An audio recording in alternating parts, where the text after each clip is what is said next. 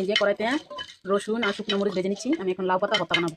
এই যে লাউ পাতাটা সিদ্ধ করে নিয়েছি, সুন্দর করে পাটার ভিতরে বেটে নেব। এখন ভেজে নিচ্ছি কাঁচামরিচ, পেঁয়াজ আর টমেটো, এগুলোও সাথে দেবো লাউ পাতার। হালকা বাদামি কালার হয়ে আসলেই নামিয়ে নেব উপকরণগুলো। এই যে আমি হালকা একটু তেল দিয়ে দিয়েছি, এখন সুন্দর করে ভাজা হবে।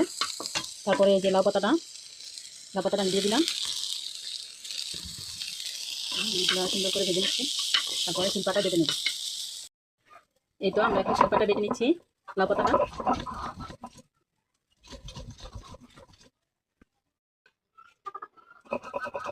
এই তো আমরা এখন শুকনো মরিচ, তারপরে রসুন, টমেটো, ধনিয়া পাতা একসাথে দিয়ে ভালো করে বেটে নেব।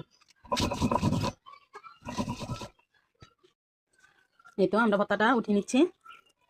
ভর্তাটা বানানো হয়ে গেছে। এখন কাঁচা পেঁয়াজ আর শুকনো মরিচ দিয়ে সরষের তেল দিয়ে ভালো করে মেখে নেব। এই তো শুকনো মরিচ আর লবণ, পেঁয়াজ দিয়ে একসাথে মেখে নিচ্ছি। এখন দিয়ে দিব একটু সরিষার তেল। ভর্তাতে সরিষার তেল না হলে মজা হয় না। ভর্তার মেন উপকরণ হচ্ছে সরিষার তেল আর শুকনো মরিচ।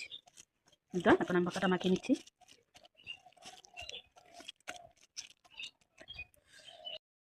এই তো আমরা পাতাতে এখন কয়েক লোকমা ভাত মেখে নিচ্ছি। আমরা খেয়ে দেখবো আসলে ভর্তাটা কতটা মজা হয়েছে।